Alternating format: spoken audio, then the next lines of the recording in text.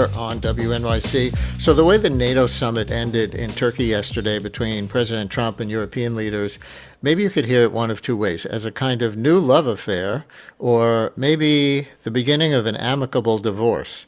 President Trump at a closing news conference made it sound like after all the harsh things he's had to say about the U.S.'s European allies, they're weak, NATO's obsolete, they're ripping off the United States by not funding their own militaries enough, by climate policy, they're cowards or disloyal for not joining the war with Iran. You've heard that one recently. Despite all that, at the end of this week's summit, Trump said love was in the air. Lots of love, much of it directed toward him. They liked the job I'm doing. They said, sir, we love you. These are grown people saying that. Isn't that nice? Maybe, I don't know, maybe they're trying to get to me. And in the way they did, because there was tremendous unity in that room. Trump before leaving Turkey yesterday. And here's Mark Rutte, if you think Trump is off on his own private island with that. NATO Secretary General Mark Rutte yesterday basically saying, hey, Mr. Trump, you were right about us ripping you off. Thank you for that. President Trump has been able to finally get done what since Eisenhower American presidents tried to do, which was to equalize defense spending between Europe and the United States. It is now happening. We'll hear another clip of the NATO Secretary General in the context of the Iran war starting up again. But is less European dependence on the U.S. military a new kind of teamwork or a version of breaking up? And what about Europe's ambivalent relationship at best with the Iran war? With me now, the Wall Street Journal reporting team of Drew Hinshaw and Joe Parkinson. Their latest article, published before yesterday's Verbal Love Fest, was called There Is No Going Back, the inside story of Europe's rupture with America. Now, Drew Hinshaw is a senior reporter with the Journal who has reported from more than 50 countries for the paper since 2010. Among many other things, the Society of Publishers in Asia gave Drew and his colleagues its Public Service Journalism Award for their reporting on the origins of COVID-19. And he's the co-author of Bring Back Our Girls, an account of the rescue effort to free 276 teenage schoolgirls who had been kidnapped by Boko Haram in Nigeria. Joe Parkinson, based in Europe, leads the Journal's World Enterprise team. He was previously the Journal's Africa Bureau Chief and Turkey Bureau Chief, and he's co-author with Drew of Bring Back Our Girls. Joe Parkinson, Drew Hinshaw, welcome to WNYC. Thank you for having us, Brian.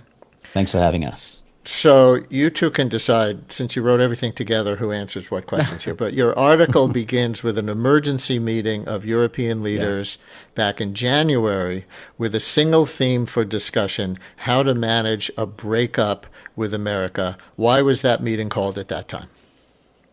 That meeting was extraordinary. There's been very few meetings in the history of the European Union ever called like that. The leaders, nearly 30 heads of government, were given barely 48 hours to make their way to Brussels. They had to drop their phones off. They couldn't bring their phones into the meeting, no aides. It was heads of government and heads of state only. And the reason they were meeting is because just days earlier, Trump had been threatening, proposing, talking about using military force to capture Greenland. This was a breaking point for the world's most powerful military alliance. For a long time, there's been frustrations on the U.S. that Europe doesn't spend more on defense, frustrations in Europe that the U.S. is unpredictable, unreliable. One minute you've got Joe Biden or Barack Obama in office, the next minute you've got Donald Trump.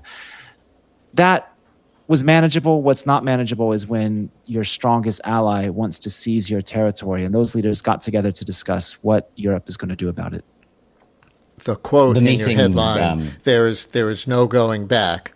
The first words of the headline, that's a quote from French President Emmanuel Macron at that meeting. What was the context for that line? Well, President Macron was just one of the president's, prime ministers, heads of state who were standing there to really be able to speak frankly about what was going on. Now, the French have, for a long time, been a bit ahead of the curve on this one. They've been perhaps the European country that has most vocally said that Europe particularly needs to take more responsibility for its own defense. And they have a word for this, strategic autonomy. So this was both, I think, a call to both clarify the crisis from Macron, but it was also a bit of an I told you so moment, because the French believed that they had warned for some years that there was too much dependence on the US as the principal security guarantor. And Macron's words, that there is no going back, were followed by other words that were arguably even more dramatic. I mean, the Belgian prime minister said, if this continues, we won't allow ourselves to be a miserable slave of the United States. Mette Frederiksen, the prime minister of Denmark, who had spent the last week trying to deal with the fallout from the American designs on Greenland, was so traumatized that she was being comforted by the other European leaders. Now, we shouldn't say that this was, a complete consensus. At this time, I think the European leaders were still so shell-shocked. They were trying to process, and we're all, frankly, trying to process what's happening, because geopolitics seems like it's speeding up, and going in directions that we perhaps wouldn't have foreseen 18 months ago.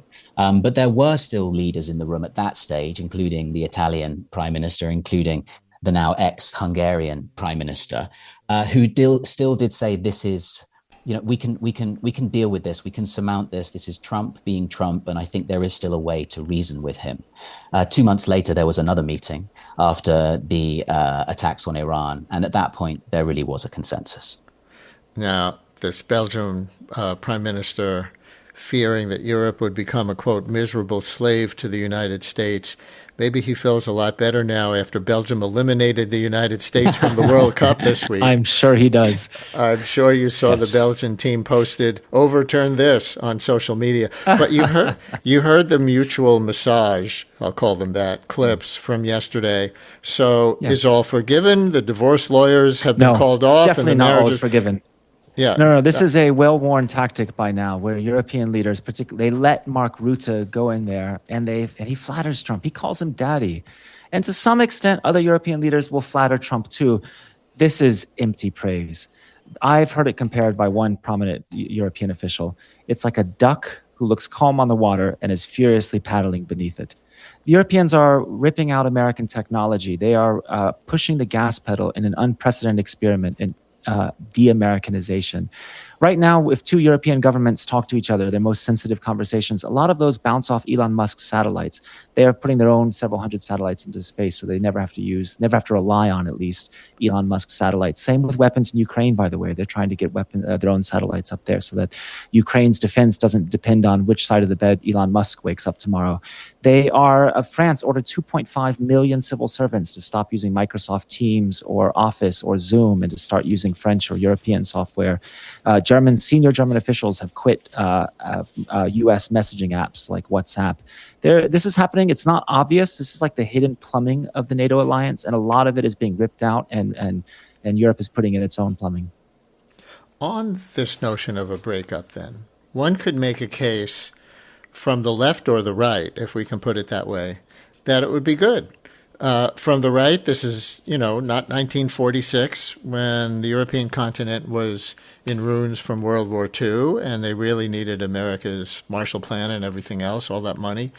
Europe's economy rivals the United States now. Why should we spend U.S. tax dollars on tens of thousands of troops in Germany or anything else? That's kind of the Trump argument. From the left, U.S. imperialism, U.S. hegemony has never actually been good for the world. It's mostly about concentrating wealth in this country. And Europe would be better off being its own superpower, including economic superpower with all those independent developments you were just talking about, instead of relying on the whims of U.S. interests, as evidenced, obviously, by Trump, and how resonant his message has been in this country, leaving European at risk when they're so dependent. Your take on either of those takes? Well, you've absolutely laid out the left and the right end of the spectrum, but I would argue that most European countries are more in the center, which is that the reality is that we live in a world of interdependence, of enmeshed economies and enmeshed security architecture, and it is too binary to either say that NATO has been exclusively a ripoff for the US or that NATO is some sort of imperial tool of the US. The reality is that both blocs, if you want to call it that, both Washington and Brussels, and the greater part of Europe that's become allied with America after the Cold War, because so many European countries have joined that alliance, has been mutually beneficial. And the economies, and particularly the security infrastructure, is interoperable, meaning the idea is we will create an alliance where you can do this, you can do that. The Canadians have the icebreakers, the Americans designed the AI systems that are powering the new generation of warfare. The Brits can manufacture this kind of weapon, and it's efficiencies as much as anything else. What we're looking at now, because this breakup, where President Trump has been, to his credit, very consistent that he thinks that NATO is not, the funding of NATO is not in the interest of the United States. We're looking at a breakup that's going to be very, very expensive and very inefficient for both parties. And that's why we should say as well, like, as much as the Europeans feel like they need to do this because perhaps America not being the ally that they thought it was, they believe will continue post President Trump. They think it's something structural. We're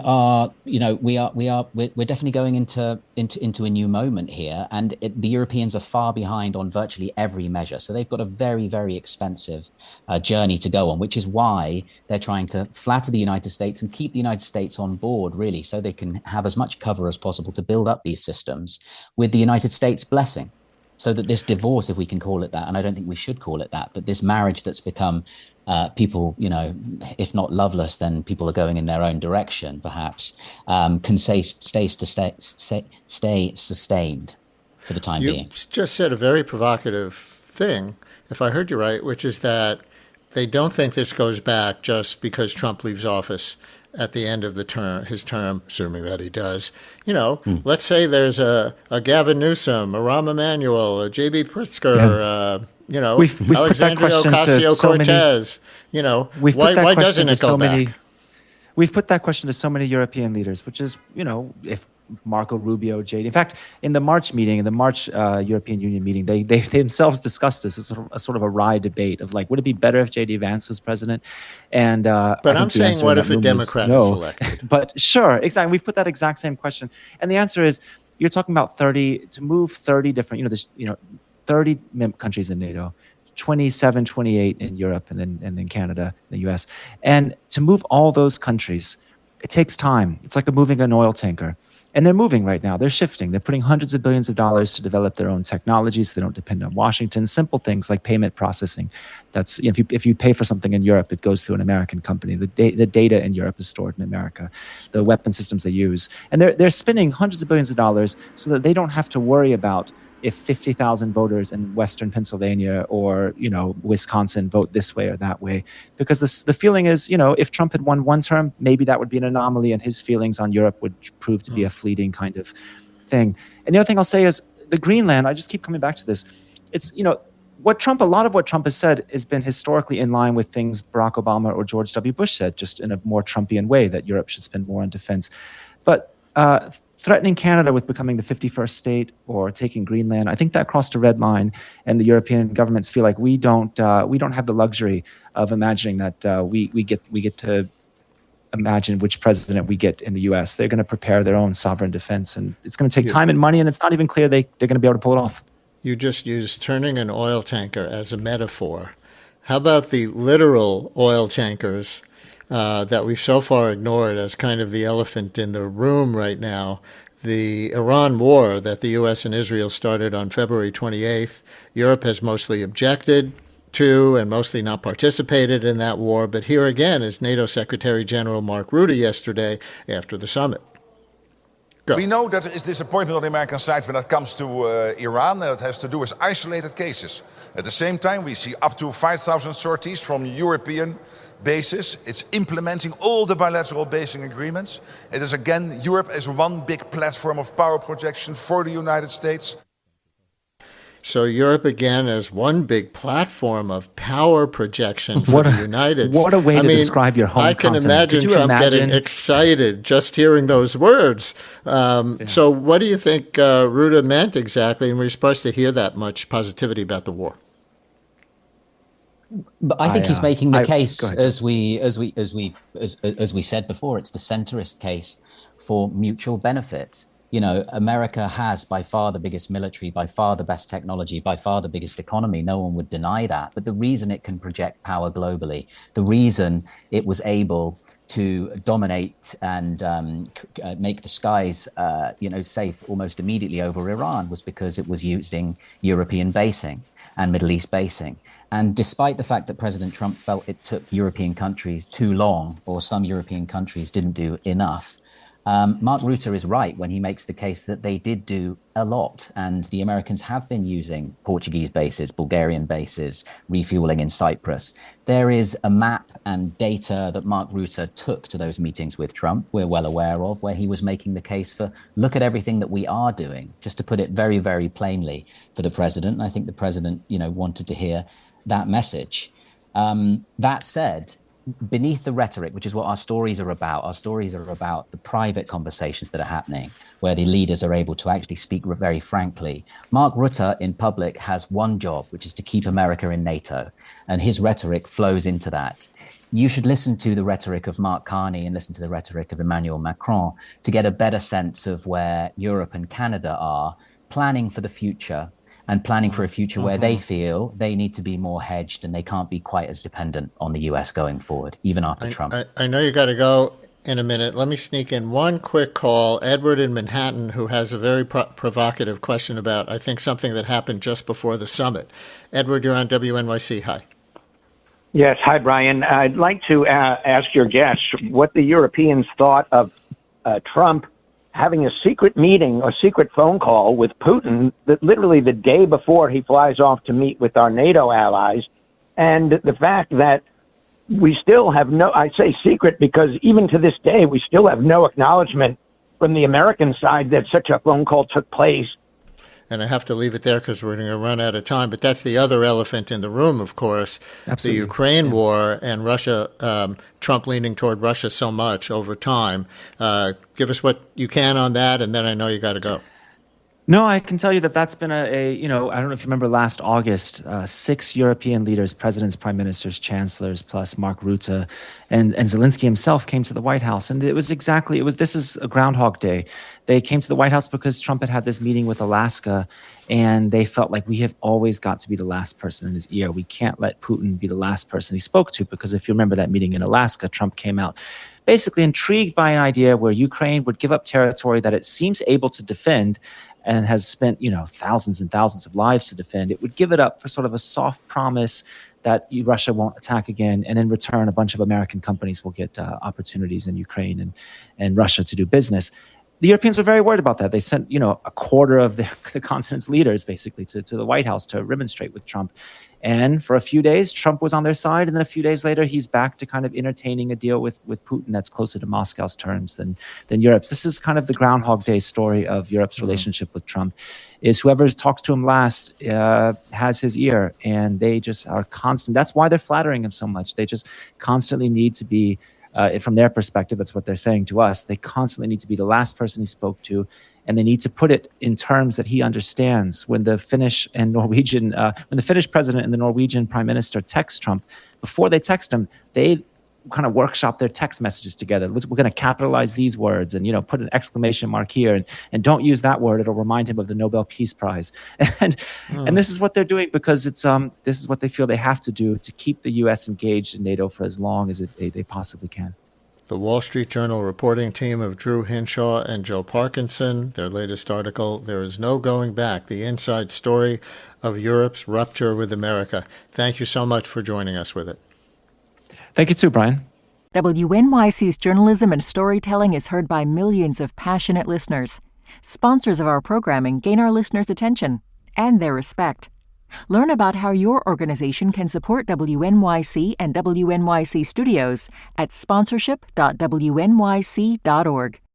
The United States is about to mark its 250th anniversary. And so on the Global Story podcast from the BBC, we're telling surprising tales of American influence on the world stage and in ordinary people's lives all across the globe. We have this ability to export our story, and a lot of people have bought it. I feel like the American dream is alive but not well. From the BBC, it's the United States at 250.